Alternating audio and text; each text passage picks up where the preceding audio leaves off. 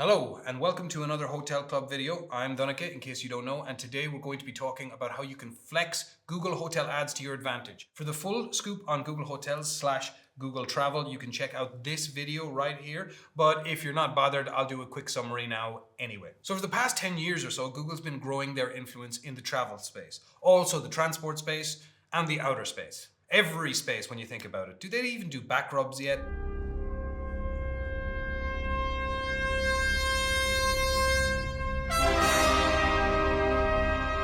Since COVID, Google has been offering hotels a new price model for their ads, namely cost per stay, which basically means commissions. This makes Google hotel ads much more interesting also, and especially for independent properties. In today's video, I want to explain what Google Hotel ads are, how they work, what the different price models are, and how you can use them to drive reservations for your property. Hotel ads are everywhere you care to look in Google Land, but to be fair to them, they include price and availability as many of their ads do not. They are aiming at guests at the end of the decision-making process, and the aim is to push them over the finish line. If you go to Google Maps and search for hotels in Ennis, County Clare, shout out E-Town, I can immediately see properties with a price tag. I can also immediately enter my travel dates, price limitations, and a few other filters for my search. If I search for the same hotels in Ennis on the search engine, right after the paid ads, I will see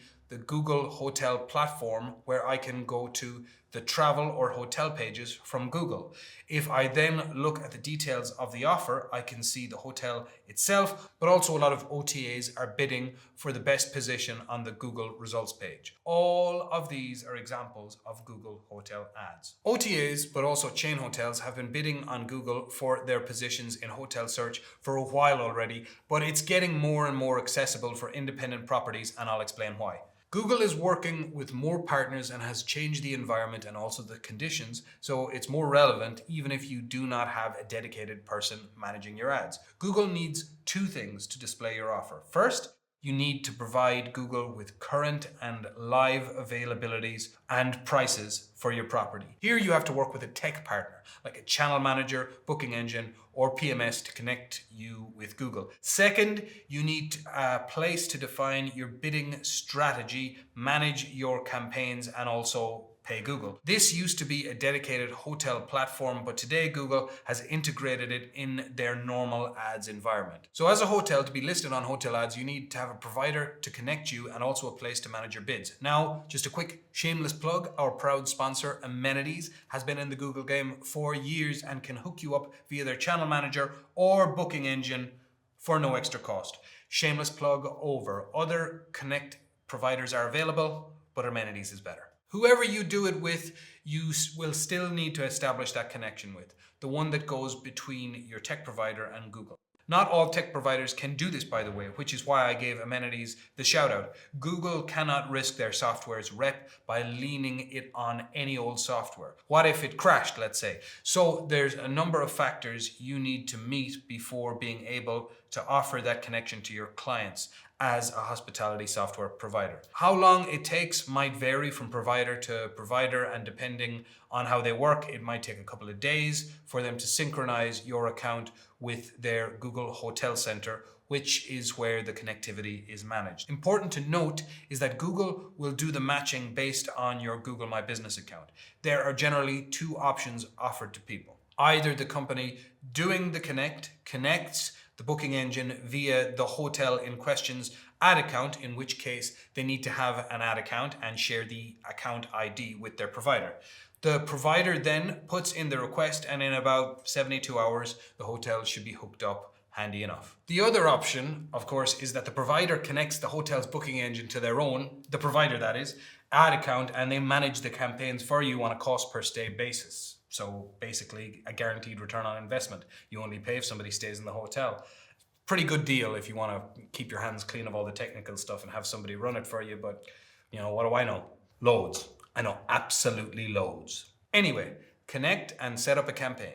How? Why? By clicking Add New Campaign in your Google Ads console, of course. Click one without any goal guidance. So you can decide the steps and the direction and the budget, and then click the Hotel Ads option. Then you name the campaign, determine the bidding strategy or what you're paying for, and the budget. The bidding strategies are categorized into automatic and manual. The manual options are cost per click or cost per click percentage. Now, some of you who were cleverly wondering why they call it bidding are about to feel vindicated, and those of you who were never wondering, allow me to teach you something out of the blue.